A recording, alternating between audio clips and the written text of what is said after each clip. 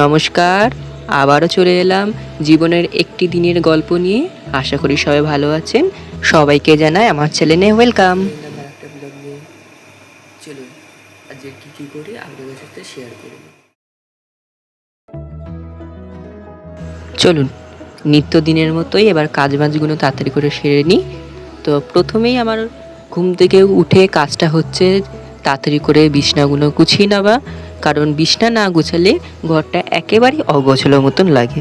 তাই প্রথম কাজই হচ্ছে বিছনাটা গোছানো।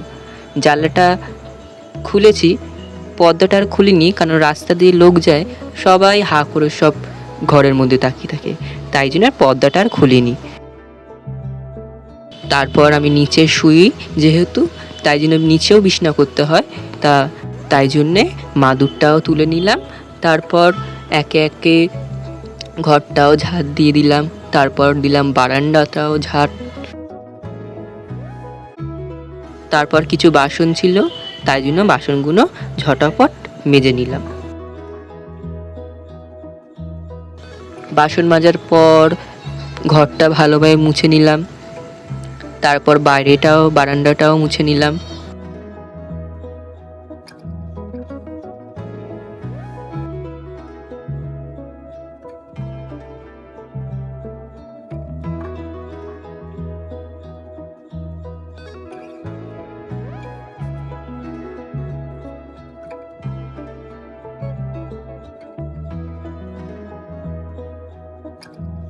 তো আমার ঘর মোছা কমপ্লিট। তারপর ব্রাশ করে একটুখানি জল বিস্কুট খেয়ে নিলাম। সকালবেলা আমি শুধু জল খেতে পারি না, শুধু জল খেলে আমার গা গোলায়, তাই জন্য আর কি দুটো বিস্কুট খেয়ে তারপর একটু জল খেলাম। তা কে সকালবেলা কি টিফিন করলে অবশ্যই কিন্তু আমাদের কমেন্টে বলবে। তারপর কালকে সেই বাজার গেছিলাম, সেই বাজার থেকে এনেছিলাম পাট শাক, দেখিয়েছিলাম তোমাদের, তো সেটাই বের করেছি পাট শাকটা।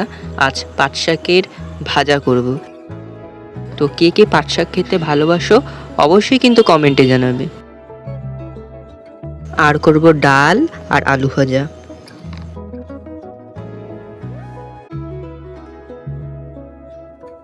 তো আমি কড়াটা নোংরা নয়, কড়াটায় আমি আলু ভেজেছিলাম আর ডাল সিদ্ধ করেছিলাম, তাই জন্যই এরকম হয়ে গেছে। তারপর ভাবলাম যে ওই কড়াই করে নিই, তাই একটুখানি তেল দিয়েছি শুকনো লঙ্কা ফোড়নে।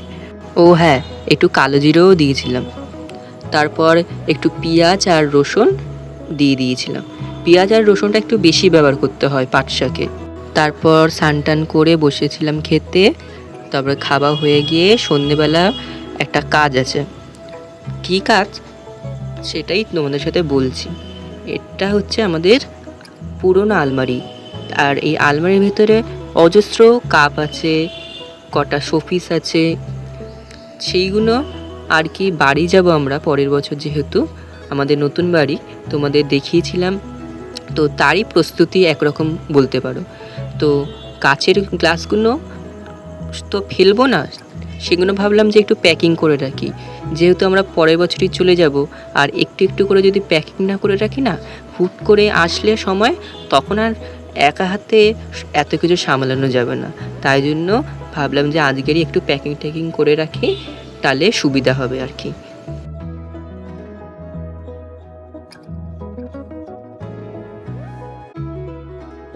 ভেবেছিলাম যে অল্প কাপ আর অল্প সময়ের মধ্যে হয়ে যাবে, কিন্তু না, বেশ সময় লাগলো কিন্তু এই কটা কাপ করতে। এই কটা কাপ বলা যায় না, প্রায় 15-16টা কাপ। আর তারপরে তো ওই গরুটা আছে, গরুটা আমরা দীঘা থেকে এনেছিলাম, না পুরী থেকে ওই দীঘাটায় আনা হয়েছিল।